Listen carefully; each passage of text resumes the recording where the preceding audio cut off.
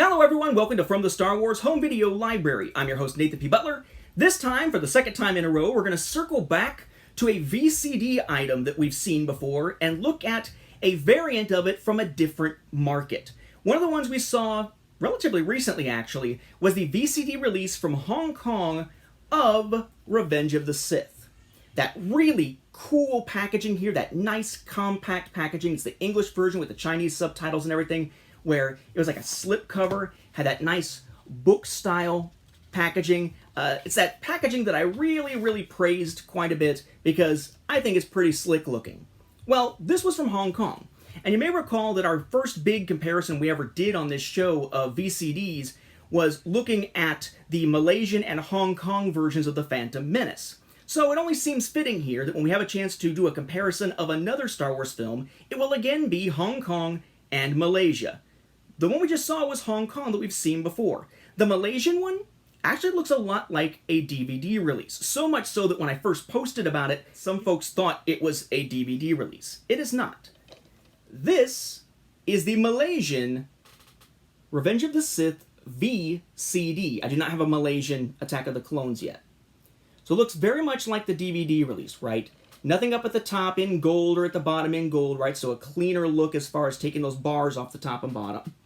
Star Wars 3, Revenge of the Sith, video CD, Chinese and Malay subtitles, that hologram for authenticity and all, right? That similar art that we've seen before. 20th Century Fox Home Entertainment up at the top. Then you've got Star Wars, Revenge of the Sith and 3, Lucasfilm logo, VCD, and product number down here. The back, the saga is complete. And then all this text is in English. All your cast crew information is in English. Then there's all your legalese. It does have one of those little stickers at the bottom noting the product.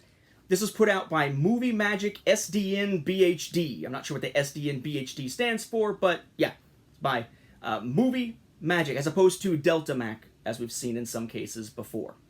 Now, why did I not show you the other spine, the other side? Because this is actually a slip cover, something you don't see on the DVD releases. And it is a tight slip cover here. Similar interior, back, spine. Notice it's in one of those clear DVD cases. Or I guess in this case you'd call it a clear VCD case, but I usually don't see them in these types of cases. Inside, no insert or anything. But there's our discs. They simply have the character in the back, Star Wars with the 3 behind it and the English title, Disc 1 or Disc 2, and a little bit of legalese at the bottom. Very minimalist in terms of the design here for at least the information presented on the discs themselves. As for where it splits, it actually splits right as Anakin is going off to stop Mace from going after Palpatine, right? So the first thing you see on the second disc is Anakin running out and jumping into his DC-0052 intergalactic speeder and taking off. How do I know that name? Because I was one of the 2 people whose information for what's the story was used to create the Legends continuity background of that vehicle, so it is near and dear to my heart. There is a couple of other odd things with it, though. It does just end after the credits. There's no extra stuff added at the end. At the beginning, there is an anti-piracy video, but there's also a trailer for this movie, which is a little weird. Usually it's like a trailer for something else, but no, it's a trailer for this. It's the later trailer that we saw for with the, oh, I feel so helpless, and all that stuff in it. The odd thing is that the trailer is in widescreen.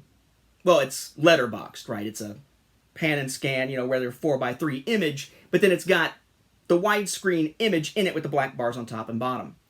The actual film is full screen, right? Fills up the entire 4:3. You're missing bits and pieces of it. So kind of funny, you have a widescreen trailer and a full screen film, but typically that is what we see with VCD. Typically they are full screen here.